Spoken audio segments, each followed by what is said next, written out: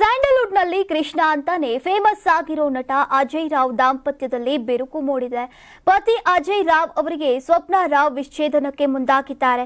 ಈ ಇಬ್ಬರಿಗೂ ಸಹ 2014ರಲ್ಲಿ ಹೊಸಪೇಟೆಯಲ್ಲಿ ಸರಳವಾಗಿ ವಿವಾಹವಾಗಿದ್ರು. ಮಗಳು ಸಹ ಇದ್ದಾಳೆ. ಮದುವೆಯಾದ 11 ವರ್ಷದ ಬಳಿಕ ಇದೀಗ ಈ ದಂಪತಿ ಬೇರಾಗ್ತಿದ್ದಾರೆ. ನಟ ಅಜಯ್ ರಾವ್ ವಿರುದ್ಧ ಅವರ ಪತ್ನಿ ಸ್ವಪ್ನ ಅವರು ಕೌಟುಂಬಿಕ ದೌರ್ಜನ್ಯ ತಡೆ ಕಾಯ್ದೆಯಡಿ ದೂರು ಸಹ ದಾಖಲಿಸಿದ್ದಾರೆ. ಪತ್ನಿಯ ಜೊತೆಗೆ ಮಗಳು ಚರಿಷ್ಮಾ ಸಹ ಅಜಯ್ ರಾವ್ ವಿರುದ್ಧ ದೂರು ದಾಖಲು ಮಾಡಿದ್ದಾರೆ ಎನ್ನಲಾಗ್ತಾ ಇದೆ.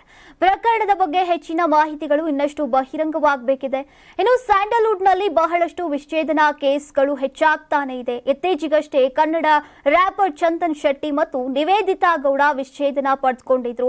ಇದೇ ರೀತಿ ದೊಡ್ಡಮನೆಯ ಯುವರಾಜ್ ಕುಮಾರ್ ಮತ್ತು ಶ್ರೀದೇವಿ ಕೂಡ ವಿಚ್ಛೇದನವನ್ನ ಪಡೆದಿದ್ರು. ಇದೇ ಸಾಲಿಗೆ ಈಗ ಅಜಯ್ ರಾವ್ ಮತ್ತು ಸ್ವಪ್ನ ಸೇರಿಕೊಂಡಿದ್ದಾರೆ.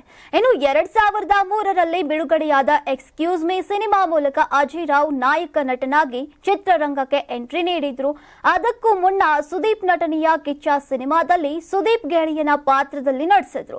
Taj Mahal, Prem Kahani, Krishnan love story, Krishnan marriage story, Krishna Leela ಇನ್ನೂ ಹಲವು ಹಿಟ್ ಸಿನಿಮಾಗಳಲ್ಲಿ ಅಜಯ್ ಅವರು ನಟಿಸಿದ್ದಾರೆ.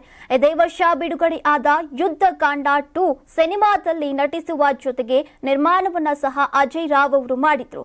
ಸಿನಿಮಾ ಅಂದುಕೊಂಡಷ್ಟು ಹಿಟ್ ಕೊಡ್ಲಿಲ್ಲ. ನಾನು 86 kg ಇದ್ದವಳು 71 kg ಬಂದಿದ್ದೀನಿ. ವಯಸ್ಸಾದ್ಮೇಲೆ ಸ್ಮಾರ್ಟ್ ಆಗಿ ಕಾಣ್ತೀರ ಅಂದ್ರೆ ಜಿನ್ನಿ. 126 kg ವೇಟ್ ಇದ್ದು ನಾವು ಈಗ 114 kg ಲೆಕ್ಕ ಬಂದಿದ್ದೀವಿ. ಯಾವುದೇ ಸೈಡ್ ಎಫೆಕ್ಟ್ ಆಗಿಲ್ಲ. 84ರಿಂದ 50 kg ಬಂದೆ. ಆಮೇಲೆ ಸಣ್ಣಗೆ ಫಿಟ್ ಆಗಿದ್ದೀನಿ. ಅದಕ್ಕೆ ನಾನು ಯೂಸ್ ಮಾಡ್ತಾ ಇರೋದು ಜೀನಿ ಸ್ಲಿಮ್. 84ರಿಂದ 50 kg ಬಂದೆ. ಆಮೇಲೆ ಸಣ್ಣಗೆ ಫಿಟ್ ಆಗಿದ್ದೀನಿ. ಅದಕ್ಕೆ ನಾನು ಯೂಸ್ ಮಾಡ್ತಾ ಇರೋದು ಜೀನಿ ಸ್ಲಿಮ್. ಸಣ್ಣ ಆಗಕ್ಕೆ ಜೀನಿ ಸ್ಲಿಮ್ ಯೂಸ್ ಮಾಡದೆ ಹೆಲ್ದಿನೂ ಅದೇ. ನೀವು ಸಣ್ಣ ಆಗ್ಬೇಕಾ, ಹೆಲ್ದಿ ಆಗ್ಬೇಕಾ? ಹಾಗಿದ್ರೆ ಜೀನಿ ಸ್ಲಿಮ್ ಯೂಸ್ ಮಾಡಿ.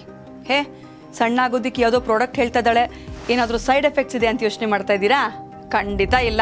ಯಾಕಂದ್ರೆ ಇದು ಕೆಮಿಕಲ್ ಫ್ರೀ. ಸಣ್ಣ ಆಗಬೇಕು ಅಂದರೆ ಜೀನಿ ಸ್ಲಿಮ್ ಯೂಸ್ ಮಾಡಿ. ಹೆಚ್ಚಿನ ಮಾಹಿತಿಗೆ ಕೆಳಗೆ ಡಿಸ್ಪ್ಲೇ ಆಗ್ತಿರೋ ನಂಬರ್ಗೆ ಕಾಲ್ ಮಾಡಿ.